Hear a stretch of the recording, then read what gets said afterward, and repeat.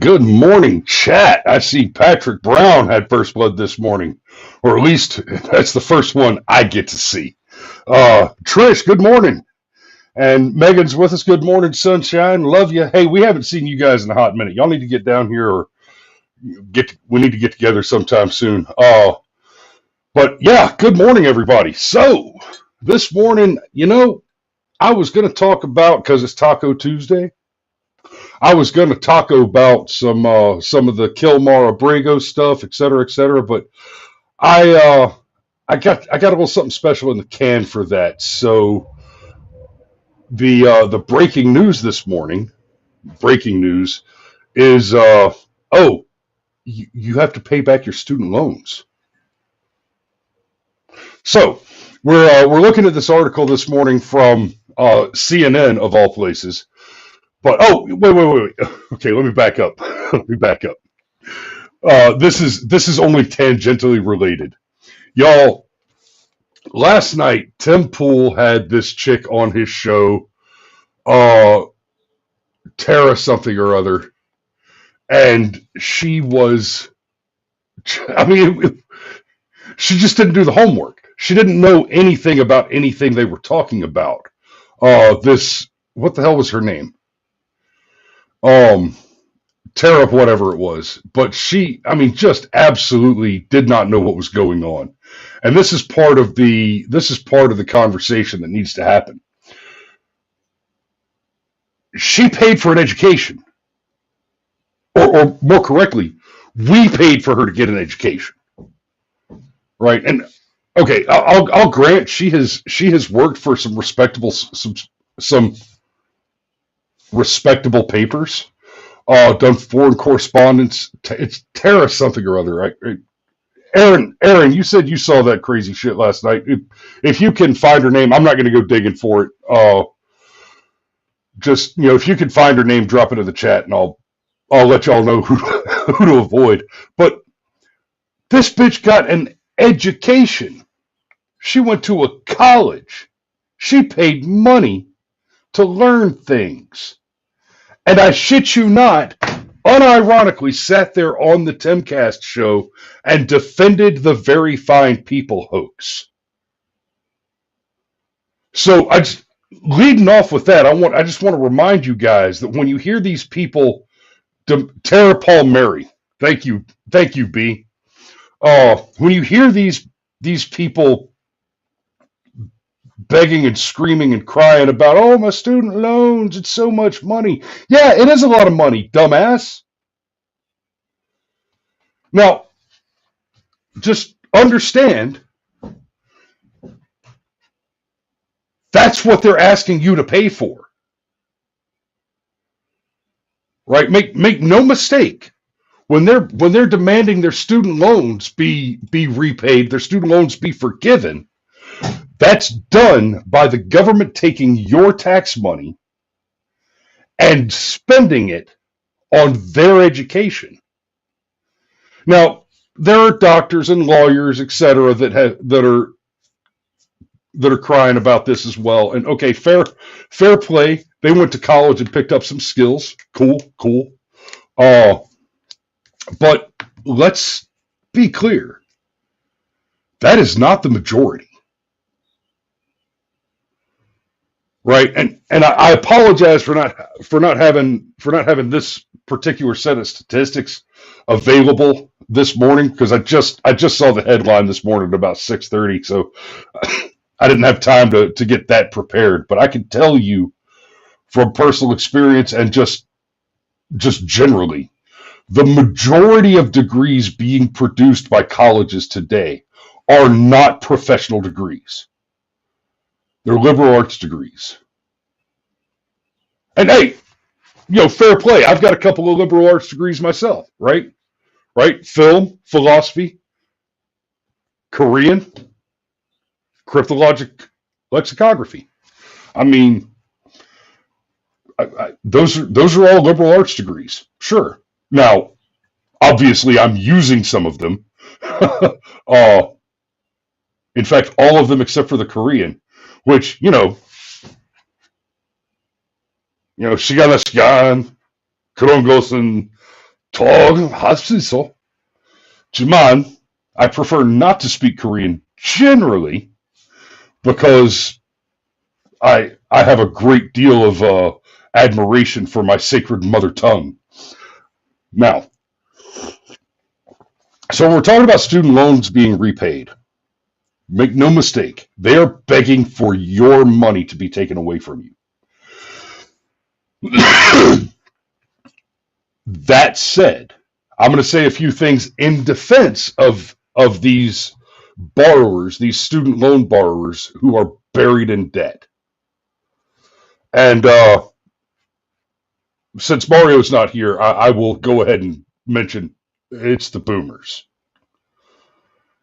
So when I say that, basically what we have is there's been this massive push over the past several decades uh, to get children into colleges, right? I mean, I went to public schools in the 80s and 90s, and we were told constantly that if you don't go to college, you're going to live in a trailer park, and your kids are going to have you're going to have too many kids. You're going to live in a trailer park. You're going to get addicted to drugs, and you're never going to have a real job. You're going to grow up to have a shitty job like a construction worker or something. And I mean, all that. It's like, whoa, hold up. Okay. There are worse things to be than living in a trailer park.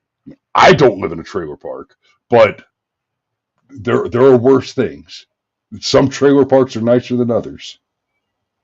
Oh, quick aside, this is just something that I still get a chuckle out of every now and then, right? I bought this house a little over a year ago, and actually no, it'll be a year next week. Uh, but I say that to say this: when I was shopping, hunting for properties, I actually found one, and I don't remember all the statistics exactly, but it was like 20 acres, and it was listed as 20 acres residential with like 27 bedrooms and 13 bathrooms. And I'm looking at this for $260,000, and I looked at it. Oh, oh God, I got to check this out. That's a no-brainer. That's like even if that's a major fixer upper, and I've got to spend another 100 grand on getting it livable. Like that's a steal. And I click on it, go look. It was a trailer park. It was a whole ass damn trailer park they were trying to sell for just over $250,000 in Eatonton. I don't know if they ever sold it, but I just thought that shit was hilarious.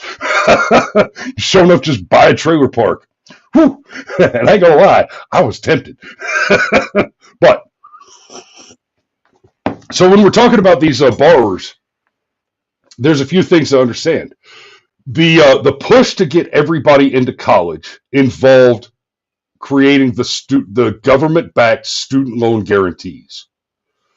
When the colleges saw, hey, the government's going to pay for everything, what they did is they looked at the government rules, and they said, oh, okay, the government says they'll pay $10,000 for a semester.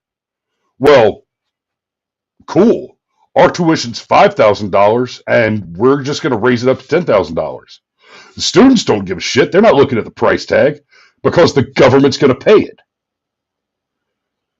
They want to go here. The government says we'll pay 10 grand for them to go there. We want the 10 grand. And so every college did that. It's the exact opposite, right? This is the problem with capitalism, is as soon as you get a government involved in the economic process, you no longer have capitalism. And I know on the face of it, that sounds like real communism has never been tried. Here's the thing, though. Real communism always begins with successful capitalism, and then the government gets involved. That's what communism is. People create and earn and build wealth, and then people with guns come to take it away.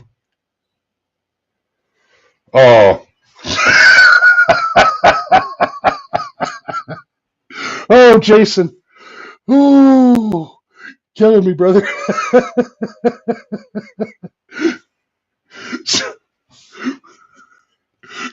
I just got completely derailed. Okay. So the colleges raised their tuition to meet what the government would pay because, like Milton Friedman liked to say, no one ever spends no one ever spends someone else's money as carefully as they spend their own.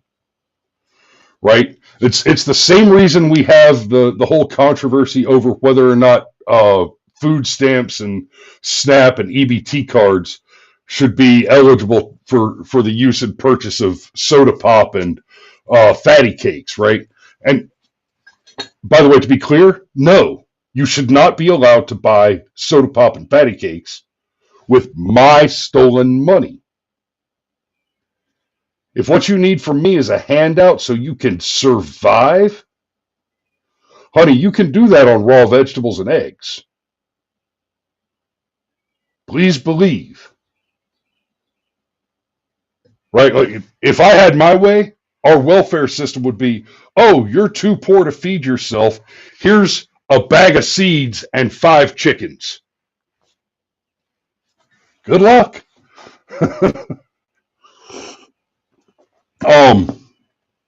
To be clear, my motivations in feeling that way have a lot to do with this charity that I worked on a little bit when I was a kid called the Heifer Project, where we collected money and we bought some cows and chickens and rabbits and sent them to one of those starving countries in Africa with some farmers to teach the local people, hey, here's all the base livestock you need to start breeding cattle and chickens and rabbits, right? So you got meat and milk, eggs and meat, and meat.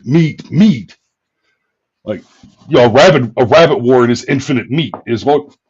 Excuse me, as long as you've got enough other nutrition to stave off rabbit starvation.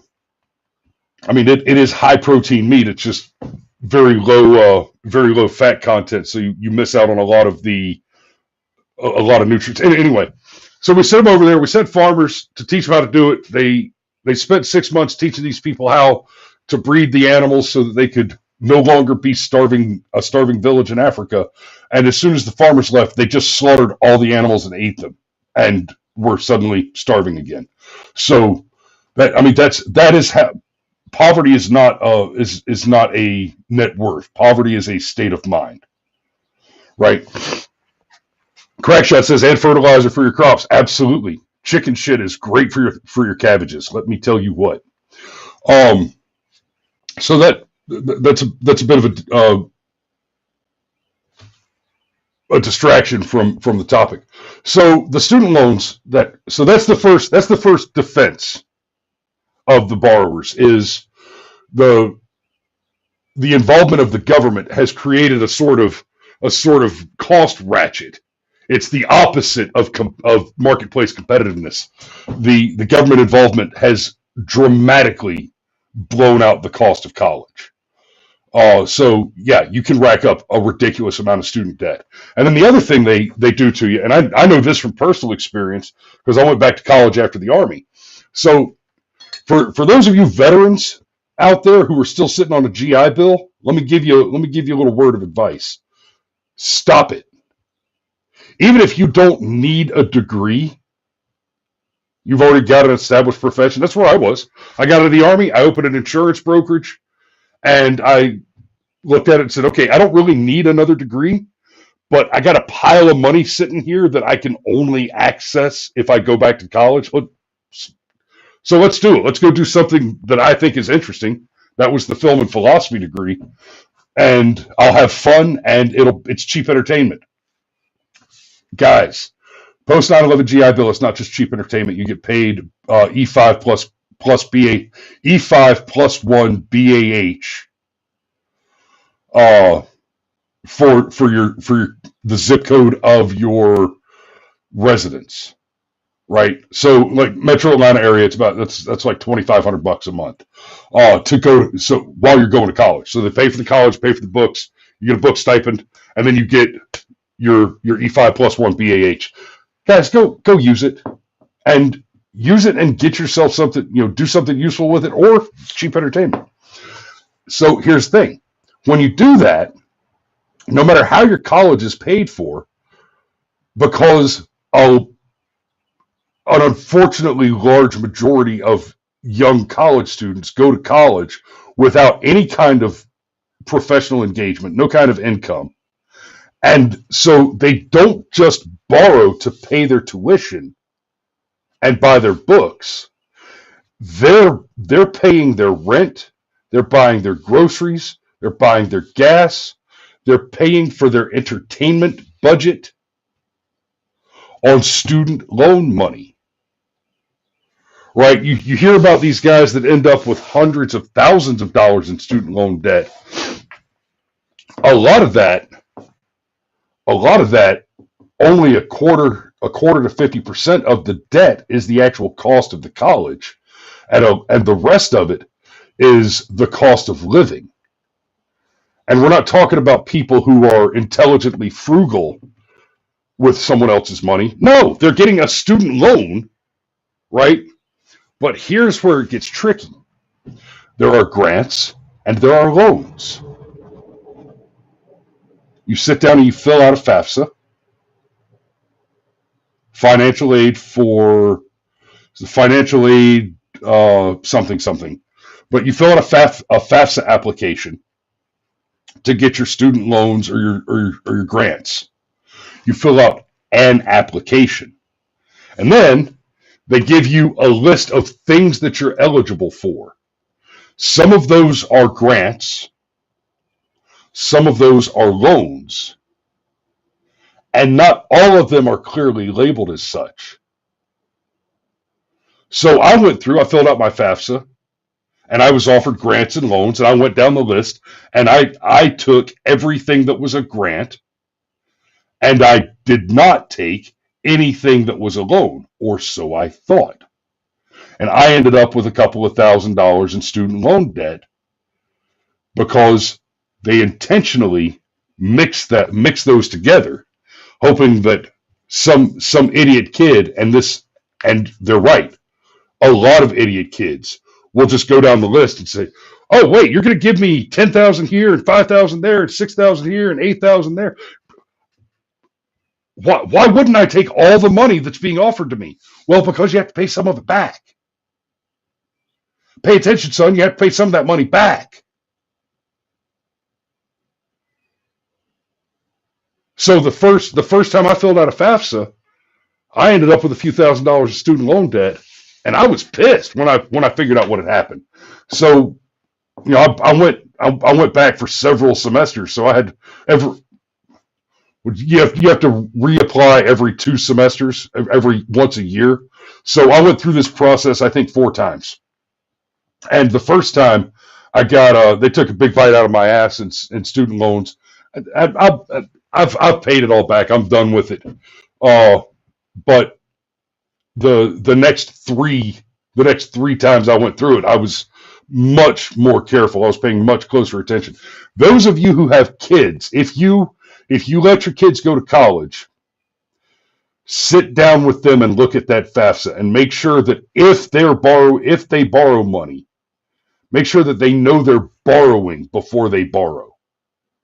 Right? Make sure they don't make the mistake of thinking they're getting a grant and end up getting snowed. Right? So that's the in defense of the borrower's piece. Some of these kids got screwed. Now, back up a little bit. Everybody who has incurred a college tuition in the last 30 years, 40 years, even if you came out the other end with a great job and had no trouble paying the student loan debt back and did the right thing, you still got screwed because your education cost you substantially more than it should have as a result of the of the debt ratchet created by the involvement of the guaranteed government loans, right? And you're talking about government money that's being paid in tuition to colleges with multi-billion-dollar endowments through private donations. That it's all just about the money. So, Education Department to resume collecting student loans in default. Now, this is you're going to hear on the old interwebs like David Hogg, President Trump's cronies blocked student loan relief, and now President Trump is going to garnish wages and Social Security benefits. President Trump hates working families, and Democrats must defend student loan borrowers. Honey, Department of Education to begin federal student loan collections, other actions to help borrowers get back into repayment. Loans in default. So they're going to try to paint this like, oh, he's trying to screw everybody that borrowed money. Sweetheart, you borrowed the money. You borrowed the money. Now, there's different ways to pay it back. You can get it taken care of without having to just stroke a check for $100,000. Go join the Army or any of her sister services. Right? You could even go serve in the men's department of the Navy with the Marines. Right? And that's a good way to pay back a student loan, to get a student loan paid back. Right? I mean, that's part of the compensation package. I don't mind a little bit of my tax money going to pay a warfighter to get trained and get ready to go and handle national security. Especially in this atmosphere where Trump is managing to spend down all the foreign wars again. There are programs where you can go as a teacher and be a teacher for 10 years somewhere, and and the program pays it off. There are lots of programs out there where you go and hell, just negotiate your student loan repayment as part of your compensation package with your shiny new job when you get out. Believe it or not, I know McDonald's has a student loan repayment program. Yes, B. I said Men's Department of the Navy. That's my wife's in the Navy, so we like that. And my father-in-law was a Marine. We like that joke here. But yeah, there's lots of programs out there where you can go and earn student loan repayment. Fucking McDonald's will repay your student loans. So go get a JOB. And if your shitty gender studies degree isn't going to get you into a surgical room, you flip burgers and get your shit paid for. Go handle your business. But here's the thing. Don't ask me to pay for your nothing degree and get no value for my money. That's unacceptable. And with guys like David Hogg here saying, Trump's cronies blocked student loan relief. The Supreme Court blocked student loan relief, right? These, people like David Hogg, these are the same guys who are saying Donald Trump's ignoring the Supreme Court on the question of Kilmar, by the way, Abrego Garcia. They don't give a shit about due process or any of that. They are completely inured to it. They do not give a shit. Right?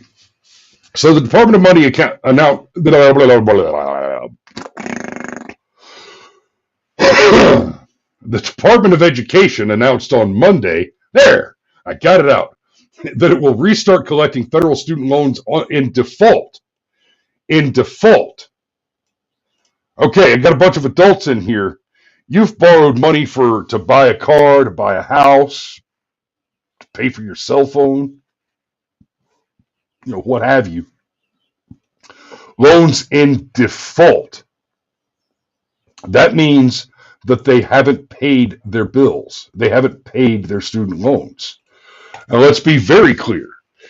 If they're in default, if you are in default on your student loans, that means that not only have you not paid what you agreed in writing to pay, But you have also not taken any of the steps, the ridiculously generous steps afforded to you by the terms of your loan agreement with the government guaranteed loans. You have deferment, you have income-based repayment plans. There are options. If you've got student loan debt that you cannot afford to pay, it's not that you don't have to pay it. Right? You can in fact put off paying that loan for a very long time through the existing normal channels, but you have to take the steps.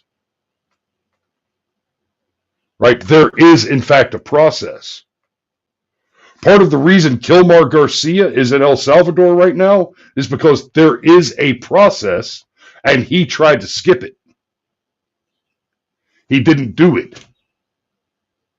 He didn't do what he was supposed to do. Same thing here. There is a process and you're in default because you chose to ignore the process. Rather than apply for income-based repayment or for a deferment, you decided, I'm just not going to pay. I'm just gonna ignore it. And y'all, if you ignore that ingrown toenail long enough, we will have to cut your leg off.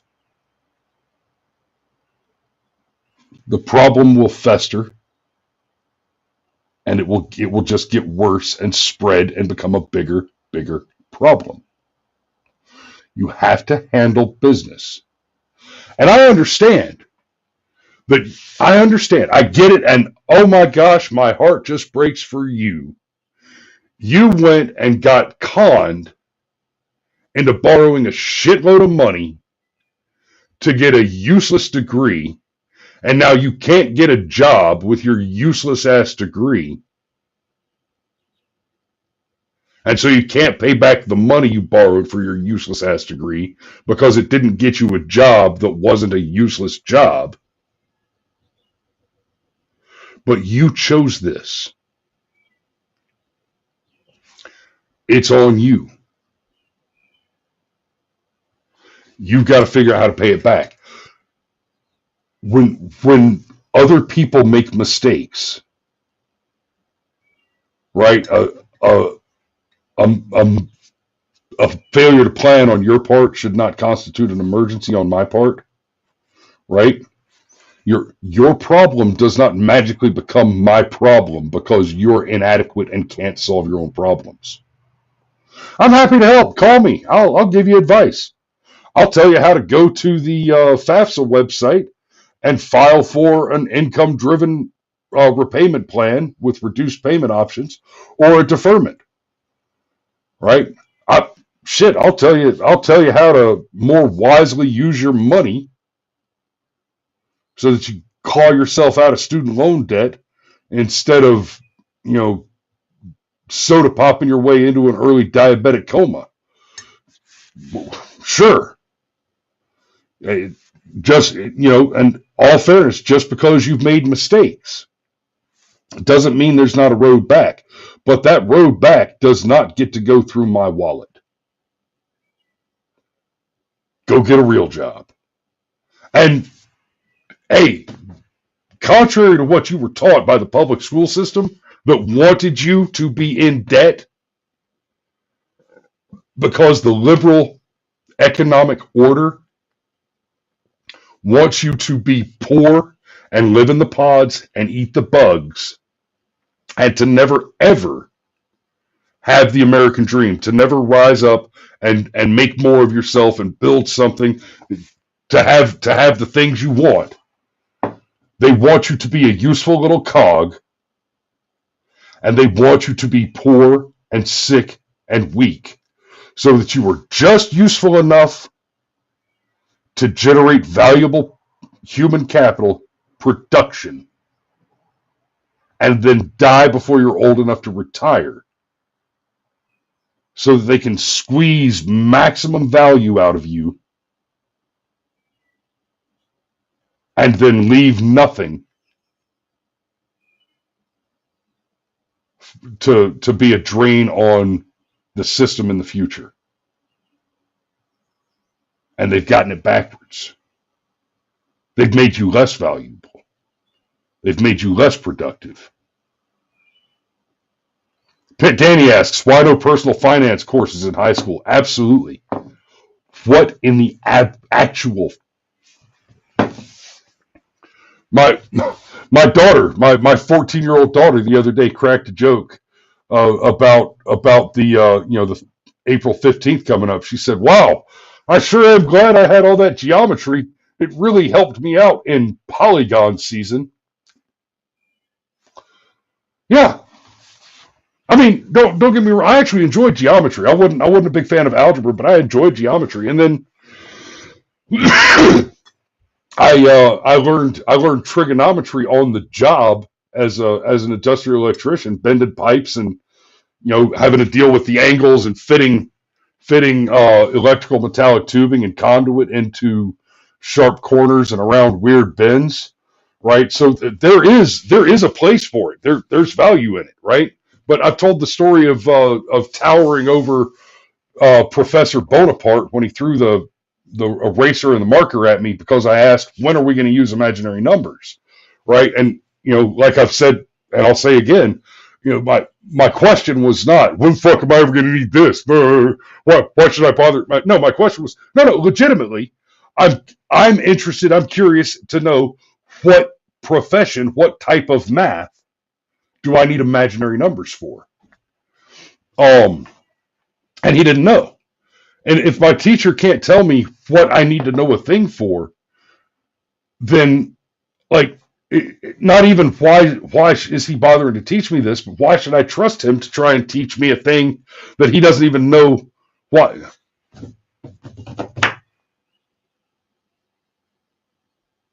I mean, if you're getting a lecture from a pastry chef on mixing concrete, maybe there's some wax on, wax off going on there that's going to be valuable when you're beating eggs in the future. But I might need to understand where your connection is there to figure that out. Patrick Brown says, I didn't appreciate algebra until I became an electrician. Yeah, no shit. No shit.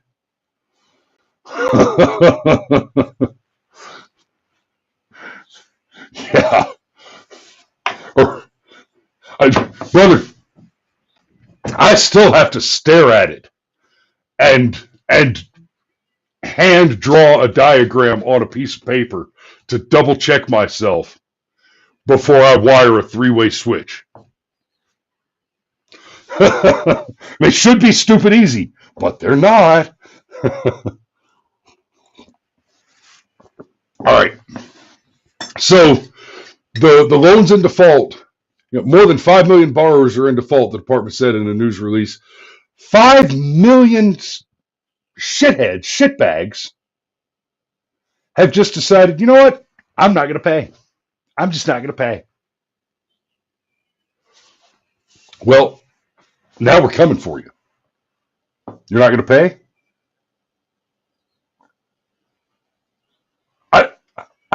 I think I may have told this story on the air before. I'm not sure, but you're not going to pay?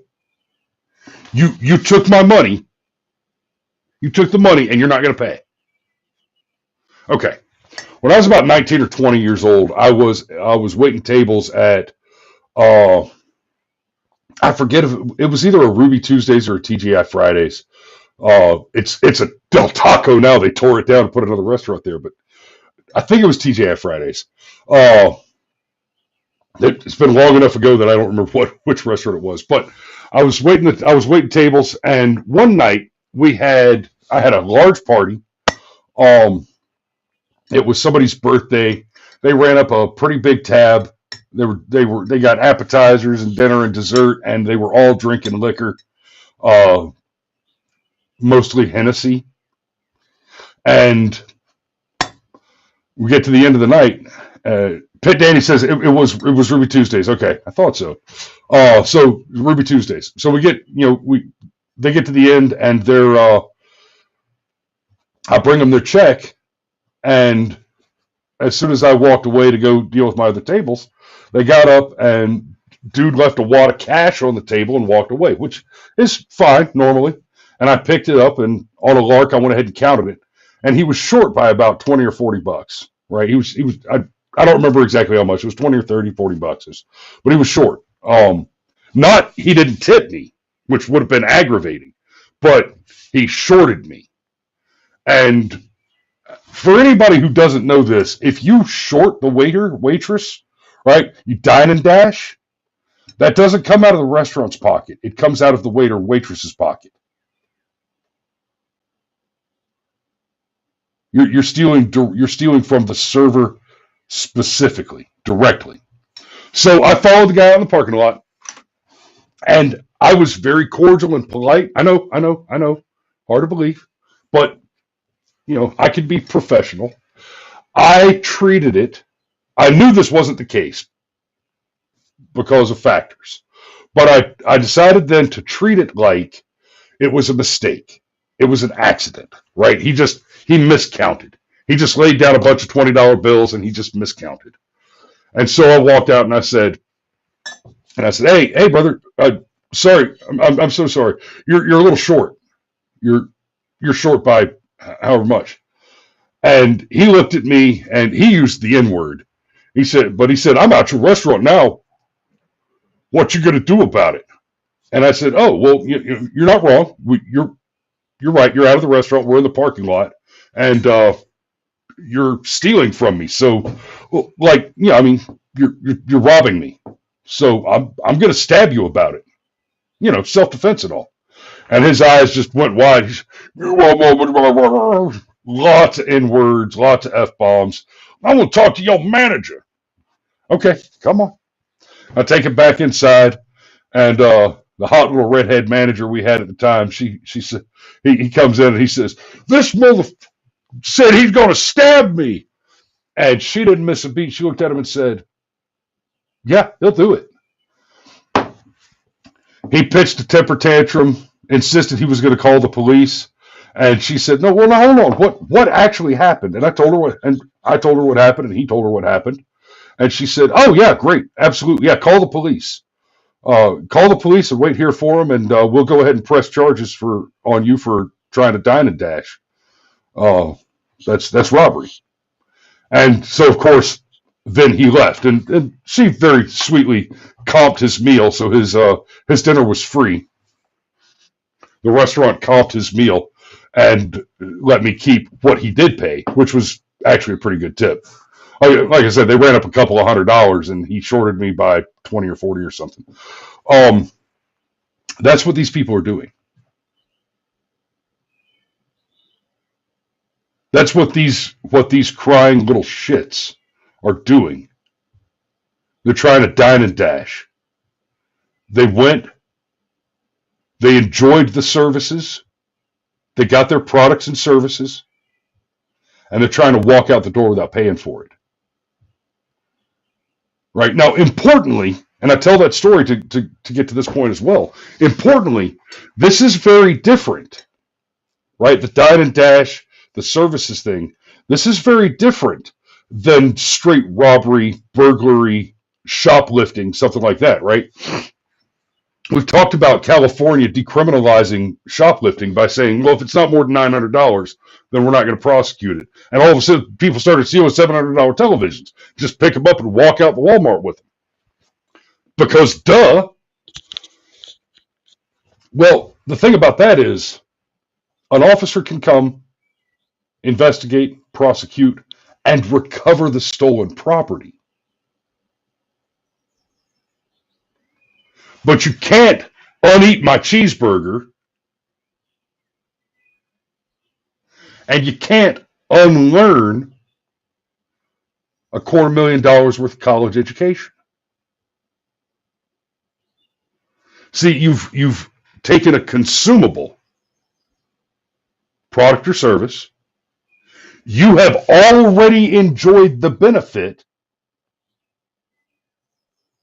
And now you're refusing to pay what you agreed in signed contract to pay.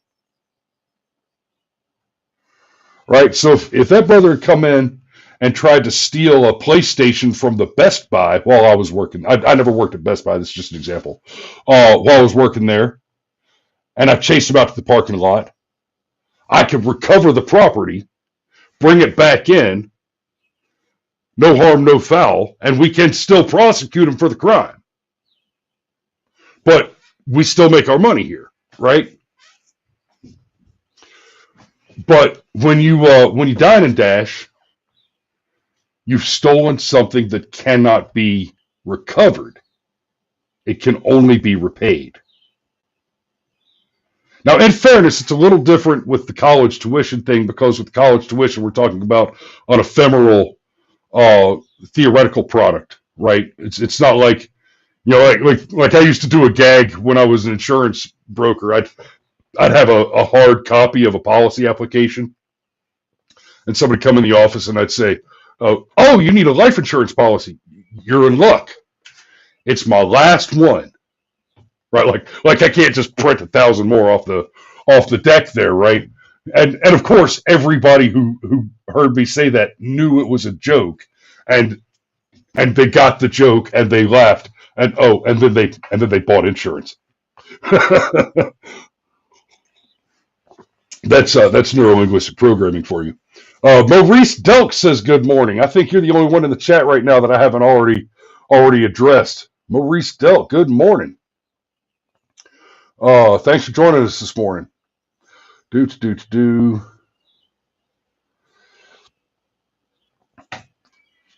And damn, there I go trying to be nice and acknowledge people.